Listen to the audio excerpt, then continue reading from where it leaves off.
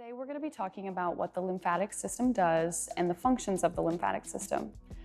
The lymphatic system is made up of organs, vessels, and tissue that move colorless water fluid throughout the body. This is known as lymph fluid. The functions of the lymphatic system are: 1, it helps maintain the fluid balance in our body. The fluid is able to flow freely, and we want it to flow freely. Next, it keeps the fluid filtered. So we have filtering stations in our body, and these are known as lymph nodes. The lymph nodes' function are to take out bad fluid and keep the good fluid. They are the ultimate filtering station. And lastly, the lymphatic system, it defends our body against infection. Next, I'm going to talk about what lymphedema is. So lymphedema is a condition where the lymph fluid in our body, it is stuck in the tissue and causes swelling. And typically, lymphedema, it affects the extremities in our body. So it can affect the arms, the legs, but it can also affect any part of your body, the truncal regions as well. Depending on what kind of cancer you may have, head or neck cancer might develop lymphedema more in the head and neck region. Breast cancer might develop more lymphedema in the truncal, chest or arm regions, and endometrial cancers, lung cancers, prostate cancers, any cancers like that could develop more lymphedema in the lower legs or truncal section as well.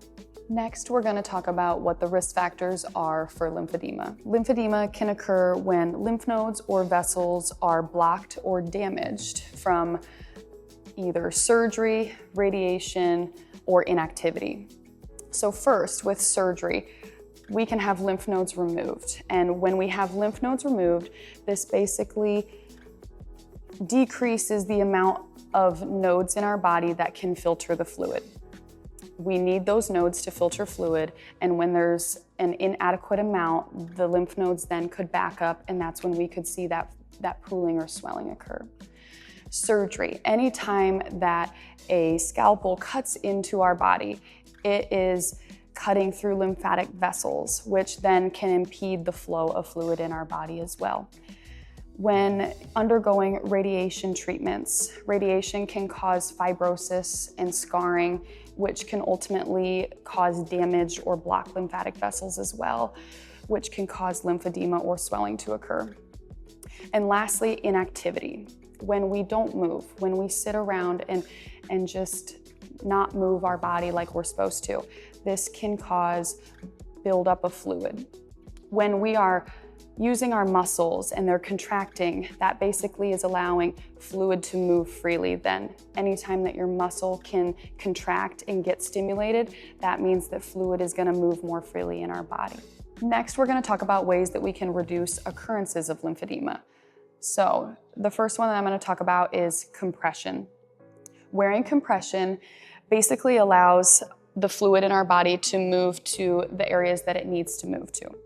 So when we have an area that is fluid filled, if we wear a compression sleeve, the goal is gradient pressure that is going to move the fluid up to the processors in our body, aka the lymph nodes, our kidneys, which will end up urinating that out, and our heart, which will then retake that and put it into the bloodstream.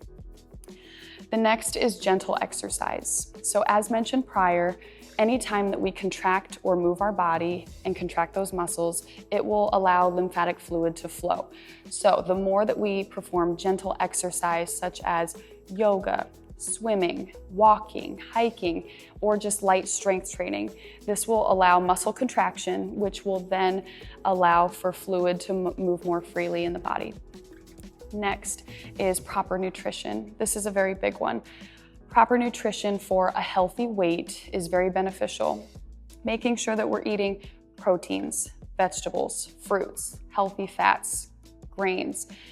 These can all increase our occurrence of not getting lymphedema. We want to make sure that we're getting healthy foods in our body. Less processed foods. Processed foods have so much sodium in them as well, and this sodium can make you retain water fluid and feel even more swollen.